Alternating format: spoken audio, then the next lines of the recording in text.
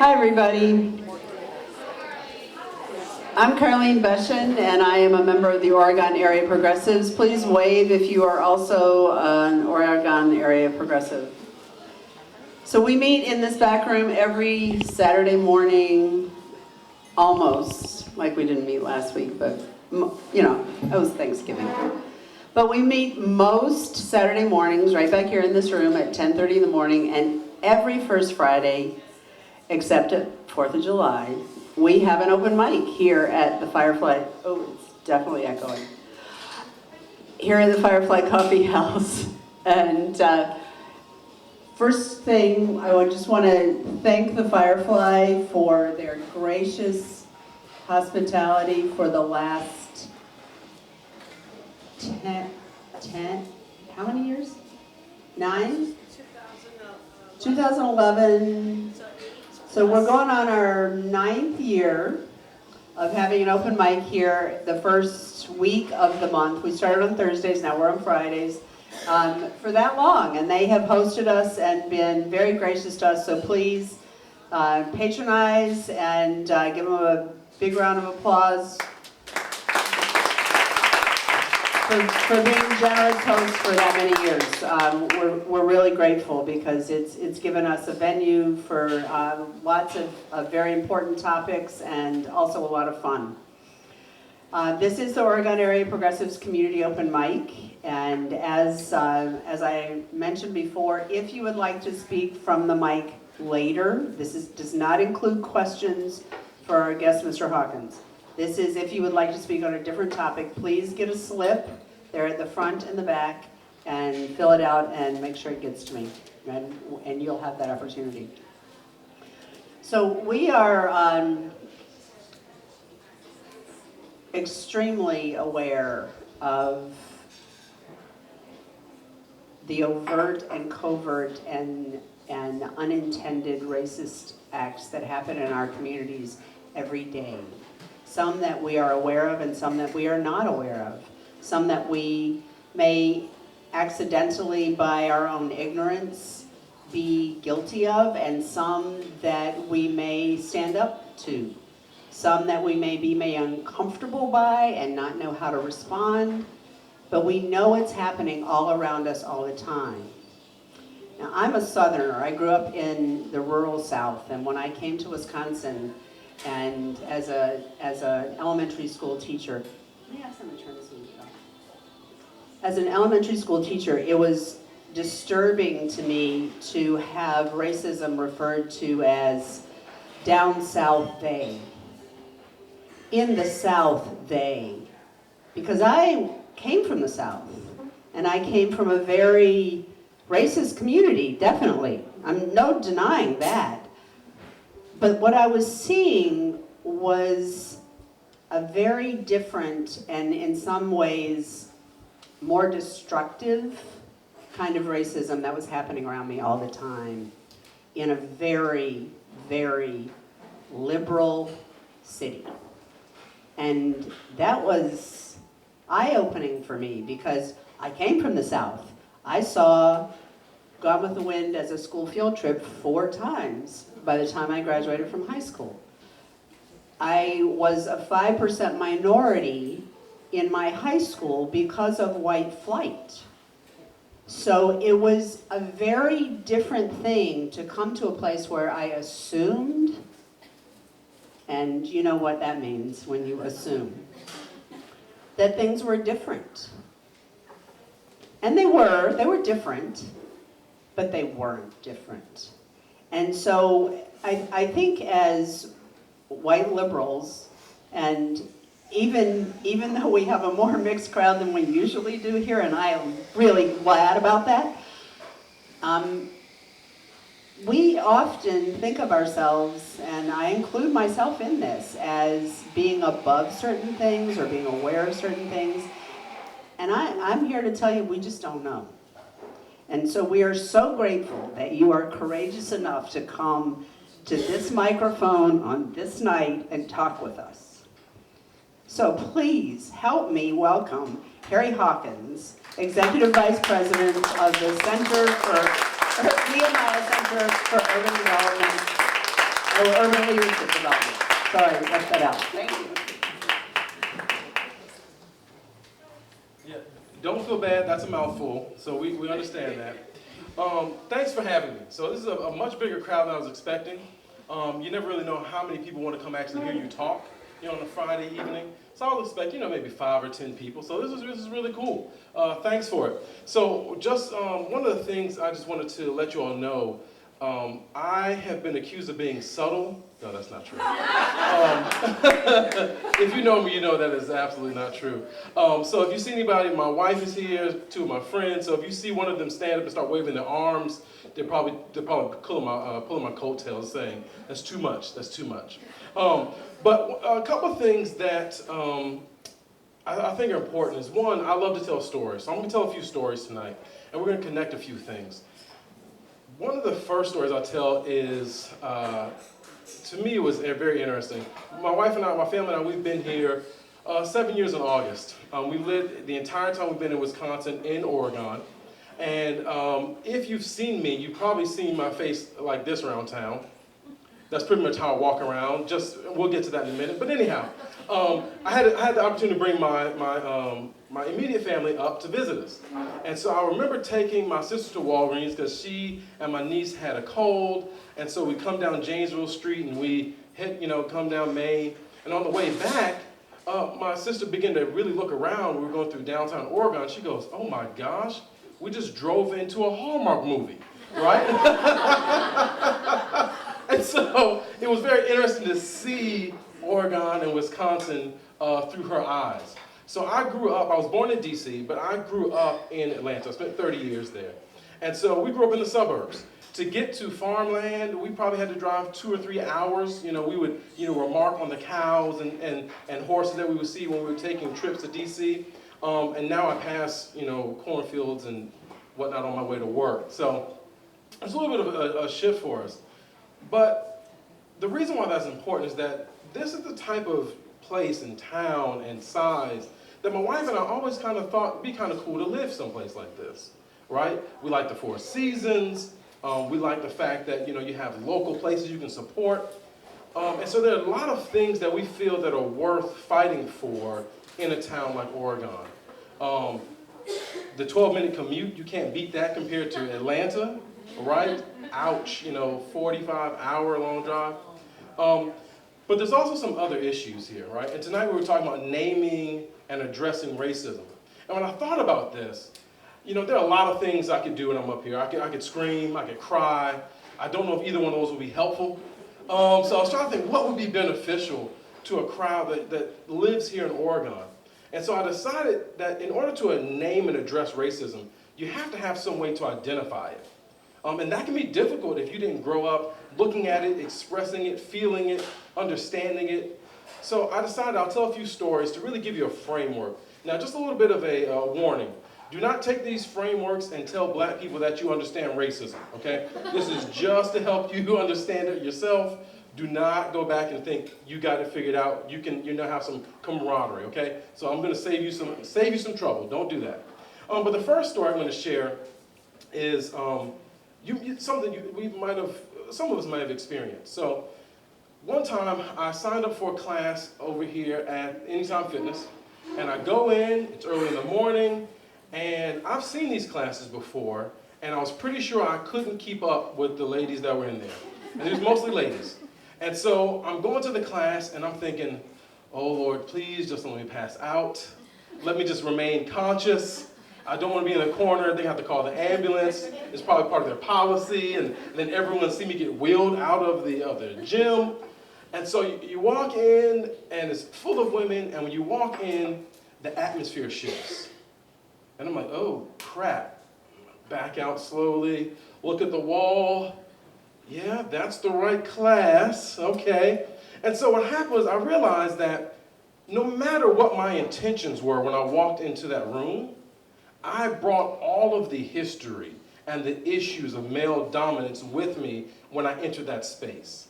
Even though I wasn't walking and thinking, oh man, ladies in spandex, here we go, right?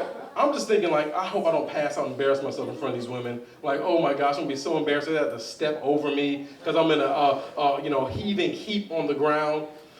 But that didn't matter. It didn't matter how good a guy I was. Didn't matter what my intentions were. The fact that I walked into a space that previously had been all women, and I came in as a man, I brought all of those issues with me, right? The same thing is true if you're a white person. So when I was thinking about the barriers to addressing racism, really the biggest barrier I see is white people's emotions. That's the bad news. But it's also the good news, right?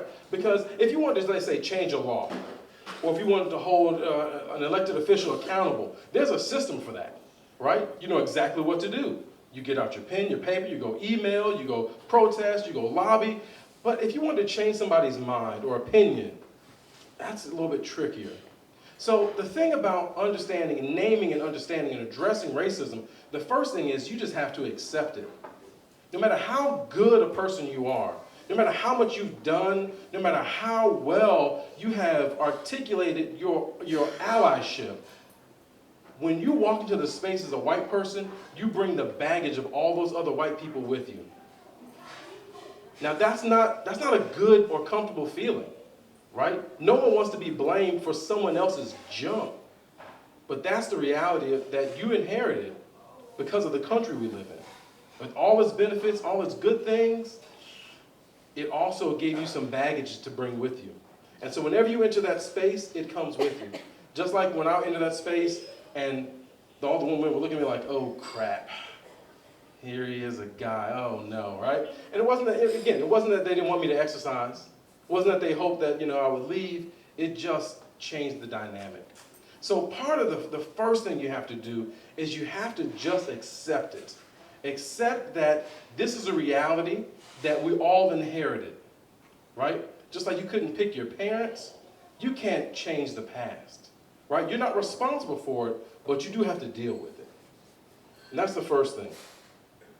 So the second thing, and this one is kind of personal because I can no longer go Pokemon Go hunting in Bergamot. Is that too soon? Sorry. Okay.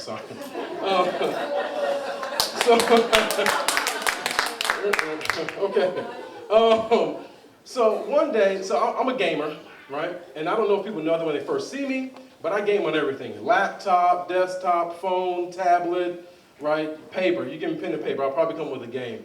But one of the things I do is when Pokemon Go first came out, I was up early in the morning, walking around hatching eggs and catching Pokemon.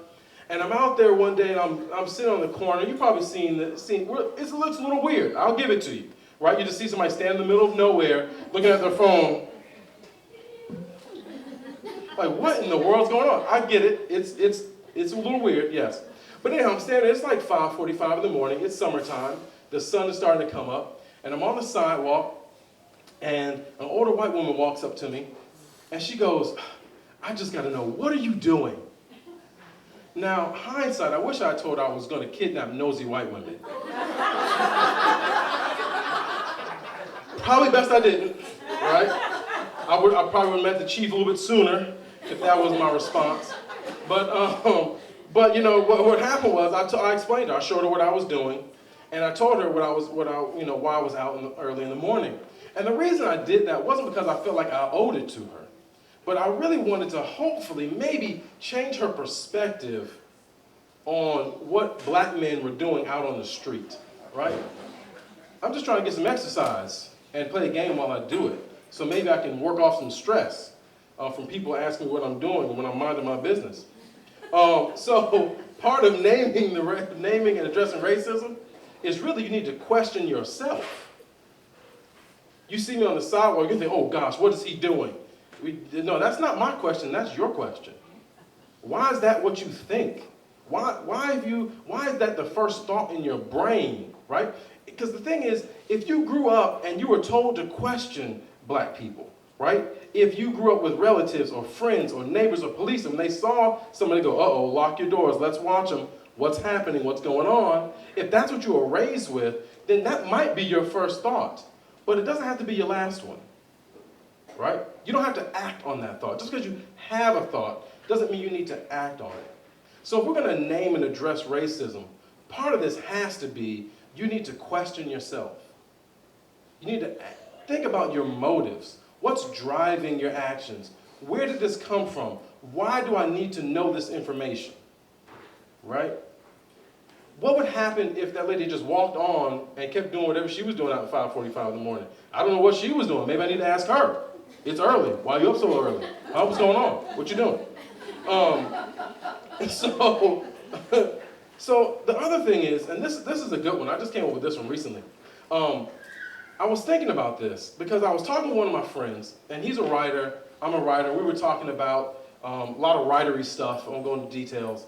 But anyhow, I realized that white men right now feel attacked, right? If you're a white man, please don't be Christian too. You feel like you can't do right. And so I thought about that because I thought it was interesting going, I said, so white men don't really like it when, because they're white and Christian and male, that everywhere they turn, they feel like they're getting blamed for something. No matter if they did it or they didn't, right? No matter what kind of character they have, what kind of social resume they can boast about, feels like they're the butt of every joke. They're the blame for every problem, and they don't like that. And I was like, you know what? I think white men become a little bit more like black men, right? Because guess what? Everywhere I go, I have to carry the weight and responsibility of all the other black men that might not have done something that was good. When I show up in a store, I have to make sure I keep my hands out of my pockets. I will leave work to come get my oldest son if he misses the bus because I'm scared of him walking past somebody's house and all they see is a tall black man, right? And the cops pull up on him and he has headphones in and his hood on and doesn't hear them. So, yes, if you're a white man and you don't like the fact that people are blaming you for stuff, yeah, that sucks. But guess what? Own it. Because here's what I have to do. I have to accept that there are black men that have done things that give people the evidence they need to say that all black men are a certain way. I have to just live with that. I can't change it, right? I can't go back and fix things. But what I have to do, though, is I have to decide that I'm going to be different. And I'm going to rise above that. And I'm going to stand in the middle of someone's scrutiny, like when I'm standing on the sidewalk playing a game and somebody wants to come up to me and ask me what I'm doing, minding my business, then guess what? I own it, and I'm going to help you correct your behavior. I'm going to help you correct your ideas and your thoughts about that. So part of naming and addressing racism is really just owning that you are connected to other people who've done some bad junk. Like, that's uncomfortable. Nobody likes it. We wish it weren't true. But honestly, there's not really a good way around it. So if we're going to name and address racism, right, just to review, I say that you need to accept it. It's a fact. It happened. It's what we inherited. You need to question yourself. Why are you thinking, doing, acting the way you do? And then you need to own it. Because if we can do that, then we begin to actually do some of the work. Now, here's my call to action for you all. The first thing is to learn. So a lot of times, I'll get requests from white people to, hey, what book should I read? Where should I go to learn more about this? And I'll give you some resources, right? But first, let me give you my other answer. My first answer is, if you're wondering about that, how do you learn anything you don't know about? You probably start with something that you're curious about, you research it, you learn. There are plenty of resources out there. There are books, there's podcasts, there's movies, there's some songs. So part of it is, what's really happening is that when somebody comes to me and says, hey, can you give me some resources to learn more about this? What they're really asking for is an assignment. Because they figure if they do enough of these assignments, then I'll sign off on their not racist card. Harry, certified, black friend. There you go, right? So the thing is, I don't want to give you a bunch of assignments so you can keep coming back to me and say, hey, I did it. Can you give me another one now? I'm finished with this one. Can I have another one?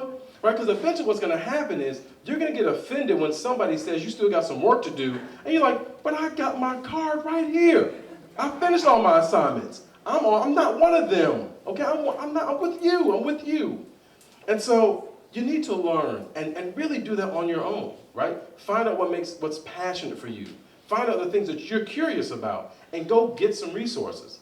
Now, if you have no idea where to start, I'm not a complete fool, you might need some help. Got it. So if you go to Nehemiah's website, www.nehemiah.org, that's Nehemiah, and I have some cards back here if you don't know how to spell it or you didn't bring anything to write with. And you can go to our resources page, and there's a ton of resources there that you can go for. Even easier, if you still don't know where to start or what to read, because it's going to be a long list, you can listen to a Black Like Me podcast. This is a podcast done by Dr. G. Has anybody heard that? Has anybody listened to it? Oh yeah, then you know what I'm talking about. Yeah, this is some good stuff. And I work with some of these people, and I didn't know some of these things. I didn't know the depth of some of their stories. But if there's 3 seasons, I think they're almost done with season 3 or getting close to it. But if you go there, there's 3 seasons of amazing stories. And after you listen to 3 seasons of that, I guarantee you'll have something you want to find out more about. So part of what it is I need you to own your own knowledge journey, right? Because the thing is, no one else is going to give you a certification saying you're a good person. Because good people care about this issue. If you weren't a good person, you wouldn't care. I grew up in the South, right? Burning racism down there, pun intended. And so there's some people who just didn't care. And no matter how much I say, no matter how many books I throw at them, they're not going to worry about it. So part of unpacking white people's emotions around this is that if you have racist issues, doesn't mean you're a bad person, right? There's not a either or. It's not a pass-fail test. We all got some issues, right? So the real question is, will you work on your issues? Because that's what good people do. Good people aren't perfect, but good people get to work. So after you learn, then I want you to give. And the reason I say this, I'm going to share another story. It's really funny to me. So years ago, somebody wanted to talk to Dr. G, have him come out. He couldn't make it. And really, a lot of people just kind of want that personal black buddy. And so he was like, look, I don't have time for this. Can you meet with this person? Sure thing. So I meet with a gentleman, and he was a Christian, and he was telling me all about his church. And they're small churches. Oh, yeah, we love social justice. He said, man, matter of fact, I am for the redistribution of wealth. I'm like, wow, that's fantastic, right? I said, well, look, matter of fact, here's what you can do. We're looking for sustaining donors right now. So we're looking like 500 people, and you have a church. If each of you could just give $25 a month, that would be great. He goes, well, we're not rich.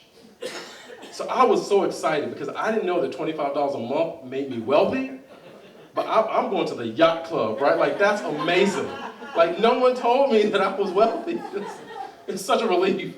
But what happens is sometimes I get people who are like, man, I'm really down for this cause. I really want to make some change, but you won't come up off none of your change, right? You won't give up any of your money. So how serious is it if you won't spend the $6.25 that you probably spend a week at a coffee shop? Because if you come to a coffee shop twice a week, you spent more than $300 on coffee. I did the math. $25 a month, $300. So if you go to the coffee shop and get a snack or make 2 visits, you just spent that much money on coffee, right? So if you don't even care about the issue enough as much as you care about your caffeine, I don't believe you care. So, and here's the thing, and it doesn't have to necessarily be to Nehemiah. We will take your donations, thank you. But we're not the only ones in town who are doing good work. So for instance, Giving Tuesday was just this past Tuesday. I saw small nonprofits who were run by one person who were in tears because they got a donation for this whole week that equaled $2,500. Like, that's nothing, right? $2,500, this person is crying? Like, do you know what type of work somebody could do if they had 10, 15, 20, 100 people behind them helping them do the good work they do? Because what happens is, so many times people are out there doing work and they're doing it for free. They're volunteering and they're scraping things together. So if you really care, find some other people who care, pool your resources, and I don't care if it's $1, $100, begin to donate, right? Give. Because really what I want you to do with that money is to support black people to fix black people problems, right? And that's going to lead me to my next one. after you learn, after you have given, I want you to do. And what I want you to do, I want you to help fix white people. See, because here's the thing. I haven't been in most of your houses, right? Most of you haven't invited me over for dinner, and I'm not inviting myself, just putting out there. I'm an introvert, so, we have a short amount of time for people, but that's okay. Not that I don't like them, I'm just a people sprinter. I burn out quick. But what I'm saying is, there's some people that I will never reach. There's some people who will never tell me face to face that they're having issues with race because they don't want a black man to call them a racist. They're scared of that. But they'll talk to you. You see them, you know them. You're on Facebook with them. You work with them. You vacation together. I need white people to help fix white people, right? Because the thing is, this is not going to be fast, it won't be easy, and it's not going to be painless. It's going to take some time, right? Because when you're talking about changing someone's opinion or changing someone's attitude, changing someone's behavior, really, that's really about changing their heart, changing who they are. And that means that you got to stand close to people and love them when it hurts. Strangers can't do that. That takes people that you know. Because I need to look somebody in their eye and say, you still have value and worth, and you got some racist tendencies, and I need you to fix them. If I say that to somebody, here's the thing. I might be able to cuss somebody, a white person out in Madison, and we might still be friends. If I call a white person a racist, that's it, relationship over, done. They will never speak to me again, right? The R word is the worst thing I can call a white person in the Midwest. Please don't pull out that word because that's a problem. And so really what I think that we need to realize is that when it's all said and done, most of us want the same things, right? Most of us want to know that the world we're leaving behind is better than the one that we came up with. Most of us want our kids to have something better than what we did. And I can't tell you how much it hurts my heart when I am learning more and more about history and we see something about, oh, here's when this issue got started. It went to the Supreme Court or a law was passed and my parents were 2 or 4 years old or 13. And then you fast forward and I'm still dealing with these same issues. Like, that's not right. Right? We can do better. Here's the good thing about having a small town. It's not that big. So the change you can make makes it easier to make change, right? It can go faster. It can also make it more difficult because you have a lot of traditions and things like that. But black people of color, we're not really trying to change traditions. We just want to be able to walk down the street and mind our business. We just want to be able to go into some place and not have to worry about the microaggressions. And here's another secret. I'm going to give you 2, actually. These are free. So one, there isn't a black and brown conference that people go to every year where they're plotting against white people. Like, I know that's a fear that they're trying to take over. We're not like, all right, y'all, just keep having babies. We're almost there. We're almost there. Just keep going. Right? Like, that's not a thing. That's not a thing, right? There's no conference. We're not plotting. It's fine. You can relax. That's not on the agenda. The second thing is that it doesn't surprise black people if you're white and you have some racist issues. That's not a surprise to us. What is a surprise is if you will admit it and work on it. That's shocking. That is shocking to me, right? And not because I didn't know about it. It's just I can't believe somebody actually admitted it. Like, wow. Like, oh, okay. And it completely diffuses me.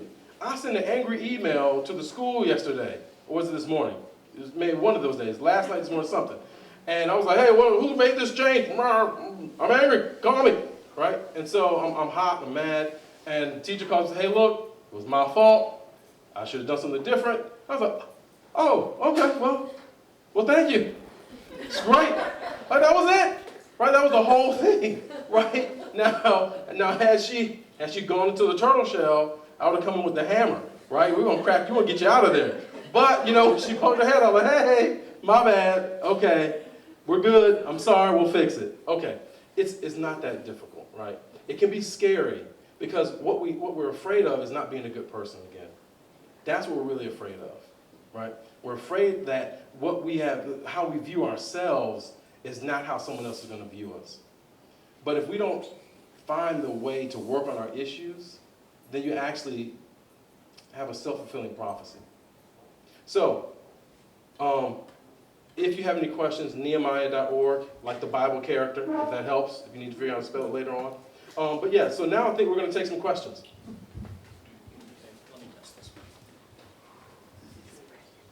Anybody with a question? 1, 2, 1, 2, 1, 2. He's really not scary. And asking questions. Okay. This one you really have to talk into. Okay, sure. What's that? Yeah, I am. Okay. Okay. Stacy Miller, and I live in Sun Prairie. Used to live in Atlanta. Okay. How do we encourage black and white people to be friends? I noticed other cities that happens, but here it just seems like there's tension on both sides. Okay. And I feel like people will learn about racism and be like, oh yeah, we agree. But like, nobody really has a friend to have those courageous conversations with and learn from people. Like, how do we get people to interact and understand people on a personal level? Okay, that's a great question. And one thing I'll say in Atlanta, at least from my experience, that white people and black people had some shared culture. So some of the same foods, like they ate biscuits, I ate biscuits. Growing up, when they got in trouble, they got spanked, I got spanked. Right, so there are some things that were similar. In the Midwest, you don't have as much of the shared culture that you do in the South. So that's one barrier. But what I would say is the best way I've made friends with white people in the Madison area has been meeting them first on some common project, some common work. And what happens is when we get together and we meet and we're doing this work, we're coming here for the same purposes, and we get to know each other, and organically we develop relationships. So I don't recommend potlucks, and if you want to know about that, ask about that later. It's a whole thing. It's a whole thing. I don't recommend potlucks. Don't invite them over to your house because that's where you're comfortable, right? So I would say go to places where you find black people, get involved in some of the things they're doing, and you can build organic relationships that way. As an example, I have a book editor. She came to one of our events, and I was talking about writing, and afterwards she came up to me and said, hey, do you still write? I was like, oh yeah. She said, well, I like to edit. And I was like, ew, why? I was like, oh, wash your mouth out. And so anyhow, older white woman, and so we connected on our love of writing, right?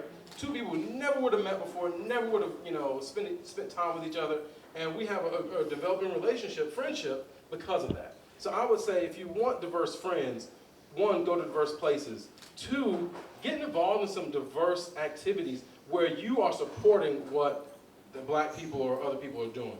So that would be my suggestion. Thank you. This is a good brainstorm. Great question.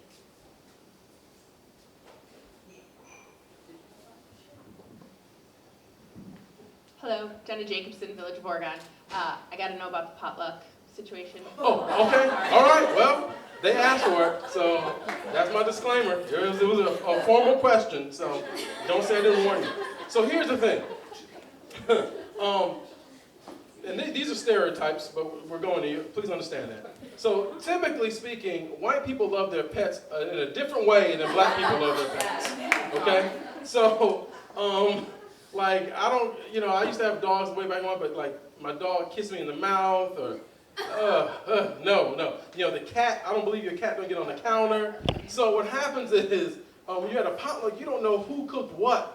And so black people want to know who made this before I eat it, right? And so if you ever go to a potluck with black people, they're probably huddled in the corner, and one of them got there first, and like, look, follow me, get what I get, and then everyone waits for them to go through, and they watch and get the same thing, because that person had cat hair all over their sweater. I saw that person taking the meatballs out with their hands. Like, it's not okay. So potluck is probably not the best way to go about it if you want to form a relationship authentically. Because here's the other secret.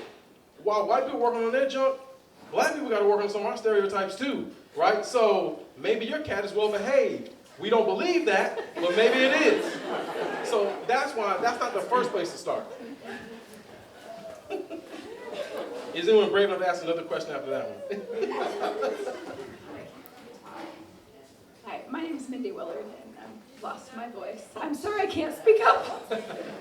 Okay, I don't know that the next person will appreciate that. I work in Madison, and when I talk to my colleagues and tell them that I live in Oregon, my black colleagues, they go, oh, yeah, what's that like? Right. And I'm still new to this community, fairly new, a couple of years. So I'd kind of like you to speak to that. Why are my black colleagues saying that to me? What do they mean by that? And how do we get more people of color to want to move to Oregon and live here? Okay, that's good. Okay, let's see. All right, so first, that story that I talked about earlier, where my sister said it looked like a Hallmark movie when she drove through, right? And it does, right? It's amazing. I love driving through, but I have to drive through at 23 miles an hour because I cannot afford to speed. Like, I wasn't paying attention the other day and taking my kids to school, and apparently I was driving 36 and a 25, got pulled over by a cop. He passed me, did a U-E in the street, pulled out a speeding gun, got me, and then came down. Now, I just got a warning, right? So it's wasn't a bad interaction, right? And apparently I was speeding, but I can't afford to speed because my music was up loud, full of black people. Now, I don't know if that was the reason or not. Maybe he pulls everybody over that's going down that direction. But for 7 years, I've never been pulled over in that area before. So I don't know, right? And so what happens is, because I don't know, I always have my guard up, right? So just like when the police officer came to my window, standard operating procedures, he's not standing in the whole window like, hey, what you got going on here? He comes into the window like, all right, hey, sir, what's happening, right? Because he doesn't know how that situation might turn out. It might be just a standard routine traffic stop, or it could be crazy. And I'm thinking the same thing, right? Like, oh crap, it's, if I get pulled over by the police, I don't know how this is gonna go. So my job is to make sure that I always have my guard up, which is why when I talked about how if you've ever seen me walking around town, I probably have a frown on my face. It's not because I'm really that mean. It's just that I'm actually trying to conjure up every negative black man stereotype I can, because I want to make sure that anybody who might think twice about messing with my family thinks I'm crazy, right? So, and we laugh, but there's data that shows that if you're going to attack or mess with women or children, black women or children are targets because they think that they don't have a man at home. So I want people to know, don't mess with the lady with the big red afro. That's that crazy, she married that crazy man who's always angry. Like, that's me, right? I'm the one walking around. So part of that is, I don't know what to expect, right? I don't know what's gonna happen when I walk past somebody's house at 5:45 in the morning chasing Pokemon. I don't know what's gonna happen if I find out that there's a nice Pokemon in Bergamot, right? Am I gonna get shot because they think I'm trying to steal their TV? I don't know. And so part of it is, I have to have my guard up. Like, one of the reasons why you don't see me here in this space often is because I can't be comfortable here because I still have my guard up. I can't drop it when I'm in Oregon because this is where my family is. I'm always in protector mode. So I have to go to Madison to go to a coffee shop to relax. I drive 15 minutes. I leave town to go to a coffee shop every weekend because I can't relax here. I can't drop my guard. So that's kind of the experience. And so that's not necessarily saying that somebody did anything. It's just that if I drop my guard and something happens, it's not just a bad experience. It could be a life and death situation, right? Because all it takes is for my kid to trigger somebody's fear response. The cops get called, he gets pissed because he's a kid, reacts wrong, and now I have a tragedy on my that we can't fix or replace. And I know that doesn't happen often, but it doesn't matter how often it doesn't happen. I'm scared of the one time it might, right? So that's part of the experience, because when you're in a small town, you stand out. I guarantee you, if you went down to where I live, people have seen me in my black hoodie walking around the neighborhood. I know because they watch me. And so, as a matter of fact, we have a neighbor that we call Patsy Cline, because he used to sit outside listening to Patsy Cline music. And so we don't know his name, so we just call him Patsy. And Patsy used to sit on the same side of the street every year. For like 5 years, we used to see Patsy out there. He would see us, he wouldn't say anything. He'd speak to other neighbors across the street, so it wasn't that his voice wouldn't carry. So we finally would say, hey, hey, hey, hey. He finally spoke one summer. And then the next year, I'm like, where did Patsy go? Like, did they move? Oh no, he's sitting on the other side of the house now, facing the other street. Now, I don't know if it's because the view got better or what, but I know that Patsy ain't saying hello to me anymore, right? So part of it is, I don't know if, matter of fact, we have some neighbors who I knew they're foreign. And you know how I knew they were foreign? Because they would speak to me every morning. Hello! Oh, hey! You're not from around here, are you? No, you're not. So I don't know what I'm dealing with. It's a complete mystery, right? And that can be scary. So how do we get more people to move down here? One, get some housing subdivisions that people who aren't rich can afford. Amen. Like, that's the first thing we need. My goodness.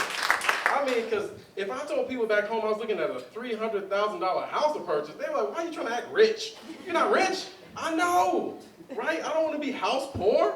Like, can I have a house I can afford? And so I would say when we're talking about that, we need to talk with the village board and the city planners about building subdivisions that aren't just $400,000 and $500,000 homes, because what's happening, at least according to me, this is my theory, so this is not data, and my coworker Karen Reese will probably beat me up for saying this without data, but I'm not a researcher, so it's okay. But it looks like to me like there's some white flight going down, white flight happening in Stoughton. Because there's a lot of homes down there I can afford, right? And I asked the people, so hey, what's happening over here in Stoughton? Y'all getting scared? You running? You say, oh no, people aren't scared. We're just diversifying. Yeah, y'all running. Y'all running. Yeah, that's what's happening. But what I also think might be happening, if Oregon doesn't do something different, those people are going to run right here, right? They're going to come here and get the more expensive homes, the nicer homes, where they feel like they don't have to be in a diverse community. So I would say the housing has got to be one of them, right? I would say Transportation. Transportation, yep. I mean, so, but anyhow, there are a number of things. But that's really what I would say, because here's the thing, black people talk.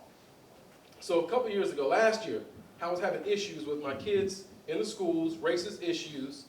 And when I asked other people where I could go, where they wouldn't have those issues, you know what I came up with? Nothing. So all the places around here it was really like a menu, like pick your issue.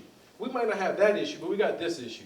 So it's like I have a number 3 with the side of racism. And that was pretty much how you have to pick where you want to live here in Wisconsin. So if we want them to move here, all you got to do is start treating people right, and they will come. I guarantee you, because we talk. Right? If there's some place where my kids can be cared for and loved and protected, I'm coming. Right? If I got to be house poor to do that, and then we will sit on patio furniture and watch our movies on the phone if that's the case. But guess what? We will be here. Right? So yeah, so hopefully that wasn't too long-winded answer. But go ahead. I think there's one. Oh, sorry, get you next. So I'm Amanda Peterson, and I'm from the Village of Oregon. I'm also on the village board. And something that I notice when I go to Dane Dems meetings or village board meetings is there's a lack of a lot of people altogether. But I can count on one hand how many times I've seen people of color attend a village board meeting. And I struggle to understand it when I hear you say, hey, we need affordable housing, we need this. I'm trying to start a transportation committee to get public transportation here. And I don't know how to reach out to communities of color to get them to say, we need your involvement. I'm begging for it. How do I get people to pay attention and come to the meetings? I will say, I'll just speak for me personally, right? So one, when I first moved to Wisconsin, I wasn't even sure I was going to stay in Wisconsin. I came here for work, and I was thinking I was going to be here a year, maybe 2, and then I was going back to Atlanta. And to put that in perspective, a 3-bedroom, 2-bath house in the suburbs, $150, right? So there's a lot of reason to go back. But I think for me, I wasn't sure if I was going to, well, I'll put it this way, I'll say it shorter. I wasn't sure if I was going to be a part of this community, right? I wasn't sure if this was going to be a place that I lived, or if I was a part, because at any moment I feel like I could leave. And part of the reason why I felt that way is because we're just renting right now. And so, you know, if things don't go the way I want to, I can just pick up and go somewhere else. I don't necessarily have to put roots here. But it was actually my boss who challenged me. He said, you got to get involved, right? So part of that work, I think, is finding some allies, like myself, who are going, okay, you know what, we do need to get involved, and having them do the recruiting for you. Because if you don't have those people in your network, then you need some people who can do networking for you. And so maybe we can talk about that offline, but I think that's the key. So that's one thing. The other thing is, and this is just as real as that challenge that my boss gave me, is that by the time I get finished dealing with microaggressions and white tears and all these things, when I come home, I don't know if I have any more left in me to deal with that, right? We had an opportunity to go to a parent meeting at the high school for students of color. So it's like, if you had a child of color, you come to this meeting.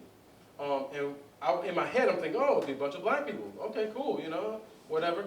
And I get there, and I'm like, man, there's a lot of white people here, right? And no offense to white people who've adopted black kids. In my head, I don't know what I was expecting.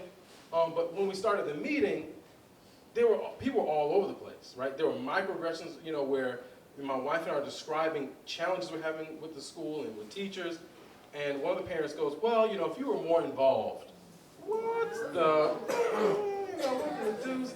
You know, so it's stuff like that where you're like, you know what, after 8 hours of working and dealing with this stuff, and now I have to come here where I live, because if I tell somebody off in Madison, I get in the car, go down the road, hey, guess what? You don't know where I'm at. If I tell somebody off here in Oregon, you see me outside waiting at the bus stop with my kids, right? It's a completely different dynamic, you know, when you know where I live. Like, oh, there's his car. There he is, right? So I think part of it is also understanding and having white allies help create the space that's safe. And so maybe it starts with, maybe not coming to the village board, but the board going to the people and talking to them. And then helping them bring them in that way. Because you need those relationships, and you also need to know that you have a say and have some power. Because the assumption it might be that it's not going to make a difference anyhow. That's a great question. Hi, I'm Marilyn McDowell from Oregon, and I'm from here. But you kind of hit me upside the head, so I want to appreciate that, and thank you very much. And I say that because I'm uncomfortable living in Oregon, and I'm thinking, shit, excuse me. If I'm uncomfortable, what the hell are you? How do you feel after talking to you and listening to what you have to say?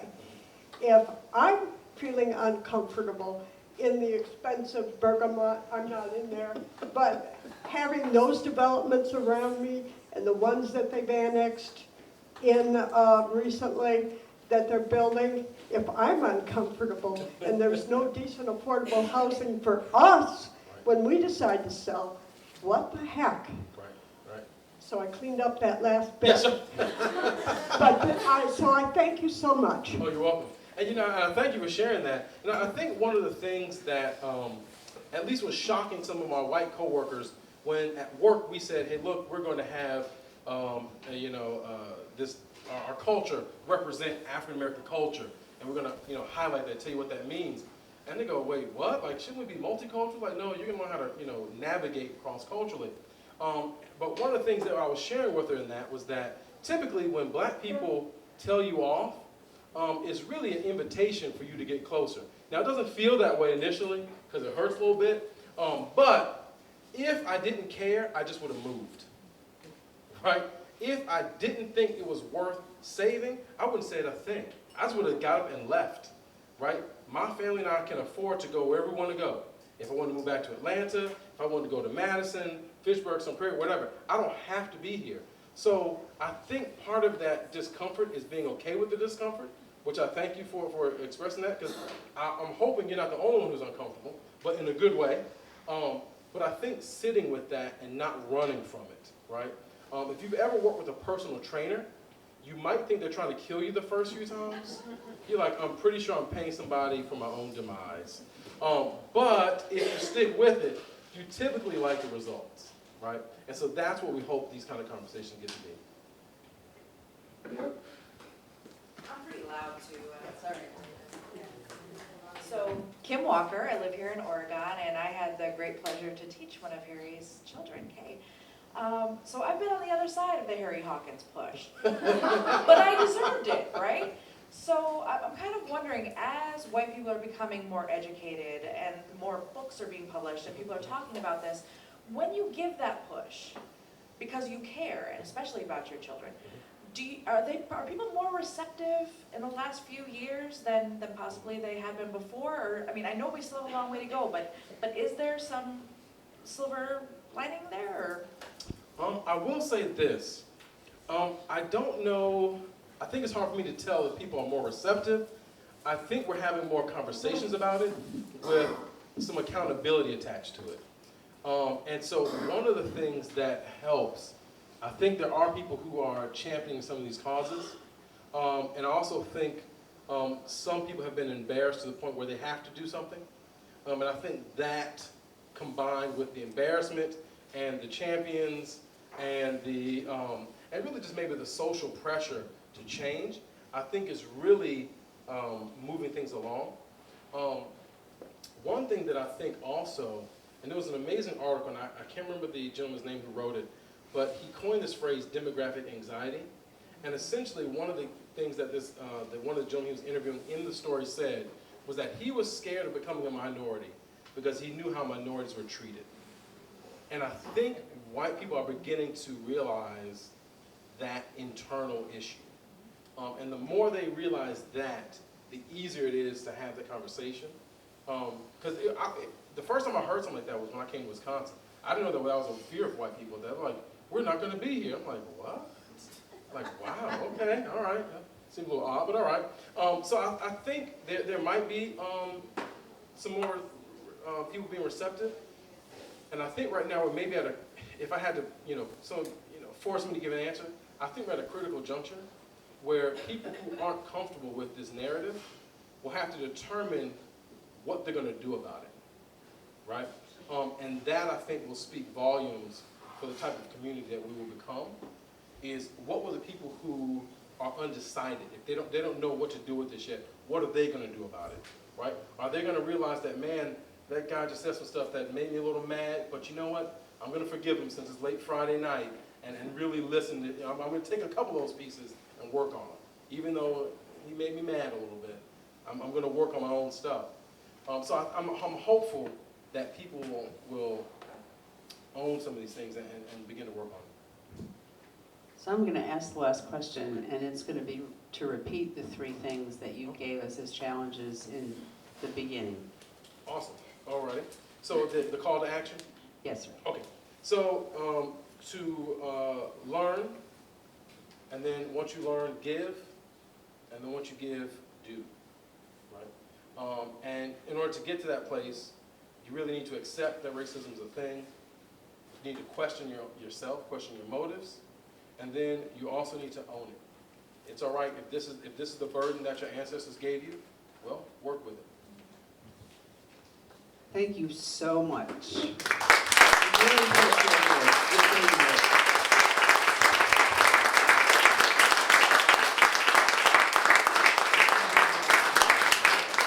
So those were great words of wisdom for things that we need to first do for ourselves and then do outwardly. And I am just so grateful.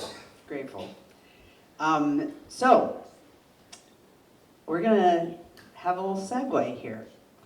And we have a musical guest. So Toby.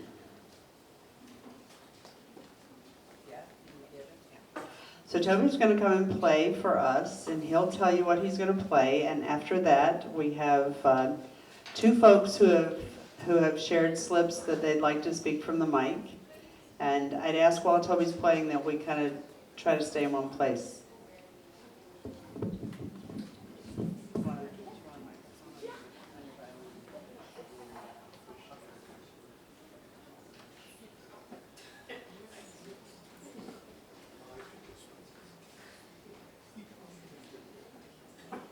Hello, my name is Toby Peterson, and I've been playing violin for almost 4 years. And I'd like to play a song called Theme from Witches Dance by Paganini.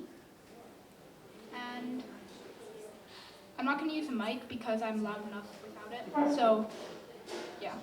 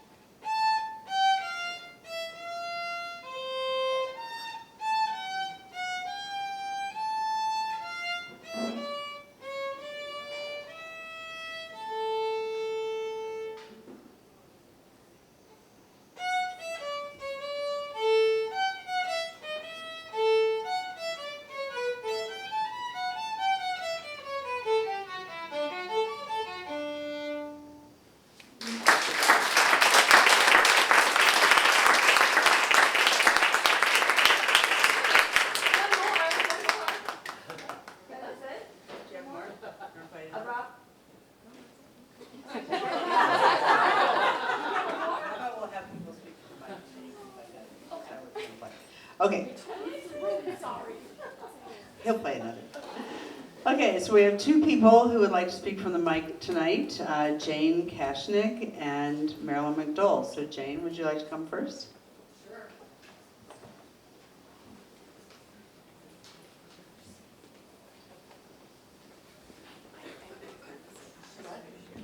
I do. As you may or may not know, now is the time in which we are collecting nominating signatures for offices that are up for election in April. So I have two signatures, people who are up for office. One is Rachel Graham. She was appointed by Tony Evers. It currently is running unopposed as a judge. Okay. The second one that I want to pass circuit clerk. Okay. The second one is for Supreme Court, Wisconsin Supreme Court. There will be a primary in February for Wisconsin Supreme Court, and there are three people running. Dan Kelly, who is the incumbent, was appointed by Scott Walker. Ed Falone, who is from Milwaukee. He is a professor at Marquette. And the candidate that I'm sending nominating papers around for, Jill Karofsky, and she's currently a Dane County Circuit Court judge. So these people need your signatures in order to get on the ballot. You need to be a voter in Wisconsin. I'm assuming you're an eligible voter. Thank you. You don't have to be registered. You don't have to be registered. There you go. Okay, and so thank you very much. Yes, question? I just want to make sure, are these jurisdictional? Okay, the Supreme Court is statewide. The circuit court is all in southwestern Wisconsin. Okay. So we're all good here. If you happen to live in Illinois, you can't do that. I'm sorry. Or if you live in Atlanta, as I hear a lot of people have come up here from Atlanta lately, okay, you can't sign either. Okay, thank you so much. I'm just going to say something about the Supreme Court. So I'm a member of the Oregon Area Progressives, but I was recently hired as the Fair Maps organizer for Wisconsin Voices, which is a nonprofit based in Milwaukee. And we are working to end gerrymandering in the state of Wisconsin. You may or may not know that this is a census year, which is a very, very, very important thing. The census will have a lot to do with, has everything to do, not a lot, everything to do with how districts are redrawn. In 2010, the districts were redrawn in a very, very skewed manner. The Republicans did it in 2010. They were not the first. The Democrats did it in 2000, and those maps went to court, and the courts decided what our maps would look like. So I'm working with a lot of other nonprofits and grassroots organizations to try to make sure that we have fairer maps in Wisconsin, and eventually that we have an independent procedure for determining maps. I'm saying all this because the Supreme Court is a very important office, and in this state, it's an office. In many states, it's an office that's elected. And it will be very important that we have a Supreme Court that is amenable to fair redistricting. Currently, we do not have a court that is that way. It's a 5-2 in favor of the maps that we currently have. So there are 3 candidates, 2 of whom have voiced that they are favorable to fair redistricting. Joe Karofsky is one of those, Ed Falone is the other. So I'll just put that out there. Okay, Marilyn, and then after Marilyn, Bill.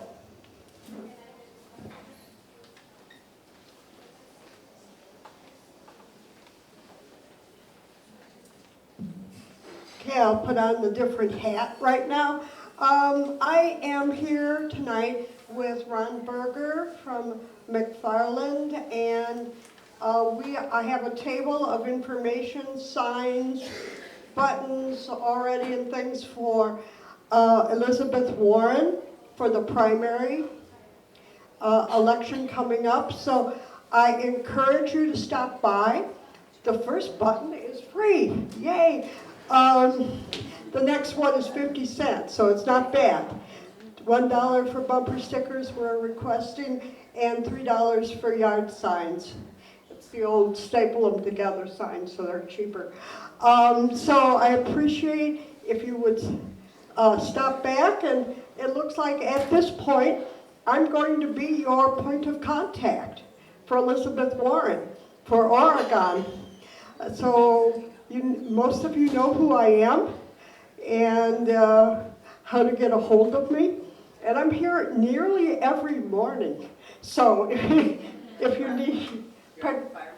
Yes, I'm here at the Firefly, usually from 7:30 to 9. So if you need anything, contact me. And if you want my contact information, I'll give it to you. Thank you. Okay, and Bill? Bill Holland? Oh, rise, Bill. My shirt on here. I see that. Nice shirt. I'm Bill Holland from Monroe. I was going to talk about United Domain and fair maps, but I have to ask for an extra 15 seconds because Mr. Hawkins mentioned one of his action plan points was giving. And I wonder, anybody in here heard of 100 Who Care? Anybody heard of that organization? Okay, look it up. But what it is 100 people getting together and deciding how they're going to financially support organizations. It's a national organization that has local chapters. I'm one of the 100 Who Cares in Greene County. And we get together every quarter and we decide where we're going to put our charity. Now, back to United Domain. Anyway, look that up. Back to United Domain. I worked in Greene County to get the United to Men passed in Greene County. And I wanted you to know that my hero, the Energizer Bunny, George Penn, is working in northern Wisconsin now to get some more counties on board with United to Men, and he is having wonderful luck. I'm not sure what the number is, but I know it's over 10 municipalities that are going to have the referendum on their ballot in April. And where that ties in with Fair Maps is that United to Amend has decided to work with Fair Maps, and wherever they go to get referendums on the ballot, they're working with Fair Maps also, so they're killing two birds with one stone. So he's working up there and doing miracles. I'm working down in southern Wisconsin, and how many people heard about the recent brouhaha over in Lafayette County? Oh boy. Well, Lafayette County, it turns out that there are some mentally challenged midgets over there, sorry for the French, that don't believe in the First Amendment. And they were threatening to sue or otherwise reprimand members of the county board who said something to the media that they shouldn't have said. And Chris Marion has been the champion over there, and she's holding their feet to the fire. Anyway, that thing went nationwide, and the county board chairman over there was taking calls from the New York Times, and he didn't like it at all. Anyway, the reason I bring that up is that I'm going to be working with Lafayette County to get United to Amend passed, and my chances of that happening are about that big. But being the eternal optimist, I've been talking to some people, and I talked to the county board chairman, or the county clerk rather, of Greene County, to get some advice about how to approach Lafayette County. I made an appointment with him, and by the time I got into the appointment, among other things, he told me that he'd already talked to the Lafayette County clerk and told her that if we come their way, please just have the referendum. Because if you don't, they're going to go to local municipalities and they're going to drive you nuts with local referendums. So anyway, I thought that's a really good sign. And then I was up to the Chautauqua. Okay, I'm going to help Fair Maps do that too in Lafayette County, because they don't want it at all. So we're gonna whip them in shape. Thanks, Bill. So for anybody who doesn't know, the United to Amend referenda is about amending the Constitution to say that corporations are not people and money is not speech. And we passed it here in Oregon when? 2014. I don't know, we had a great parade float. Some of you may remember it. And now we have Toby coming back to the mic for an encore.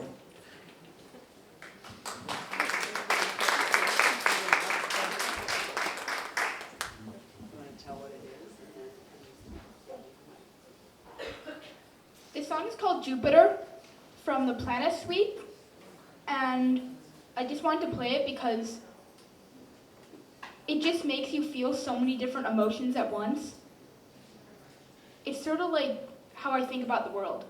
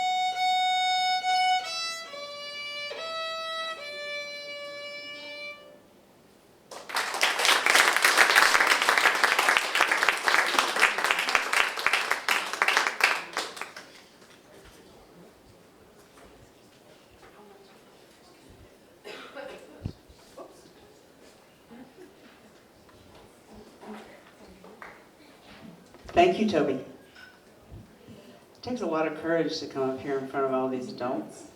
And I so appreciate that about Toby. He's not shy.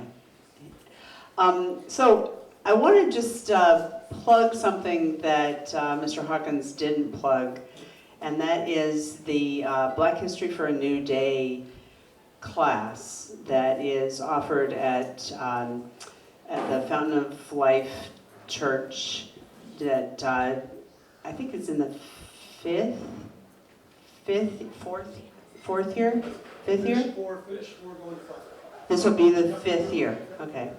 So I took it in its 2nd year and facilitated in its 4th year, and I'll be facilitating a discussion group again this year.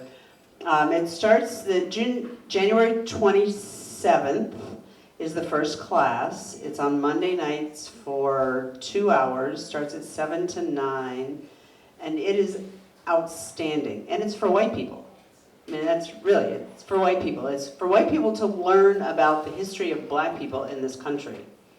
It's an outstanding class.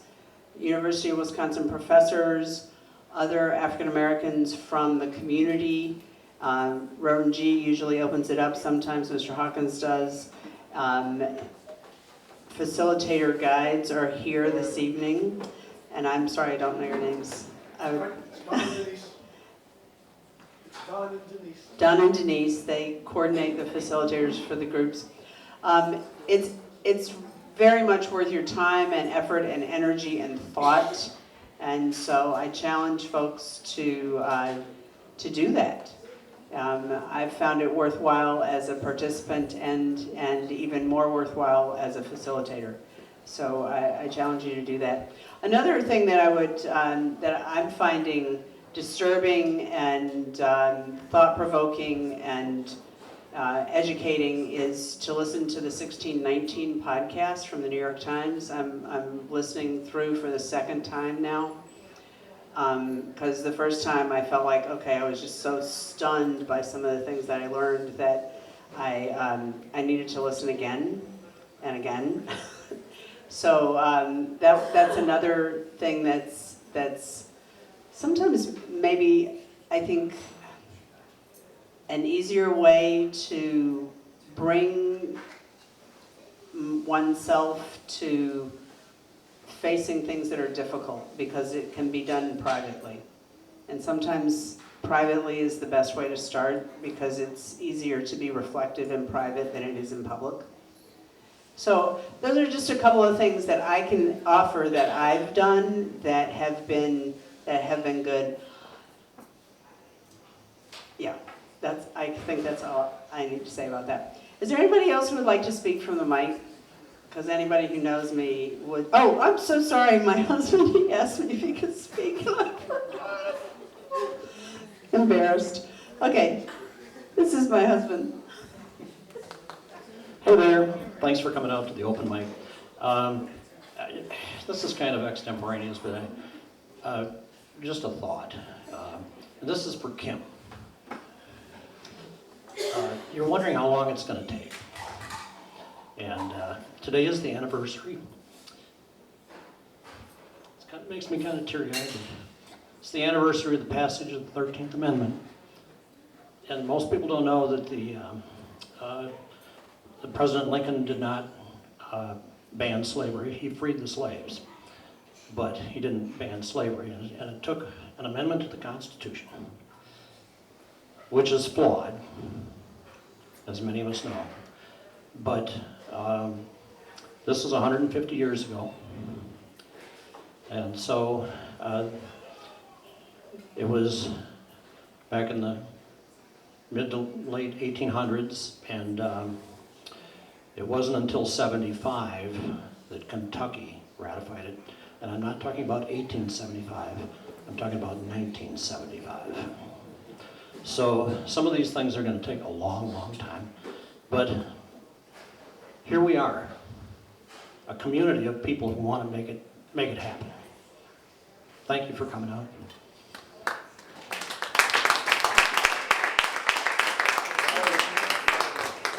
It was passed on this day, on December 6th. All right. So, as I was going to say before, if you give me a microphone, I'll just keep talking and I'll forget other things, like that my husband wanted to say something important. Is there anyone else who would like to speak from the mic? No, it just moved. Okay, so the open mic time here goes till 8 o'clock. We invite you to have conversation with one another and be here in this space together. And again, what? Oh yeah, if you didn't sign in when you came in, if you would sign in before you go, and you don't have to go now, but before you go, we'd like to know that you are here, and we'd like to be able to send you other things that we're doing. We don't send out that many emails, so you won't be bombarded. But it is nice to know who has been in our network and how we can communicate with you. So again, thank you, Mr. Hawkins, very much for being here. Thank you to our audience and the participants, and let's keep this conversation going.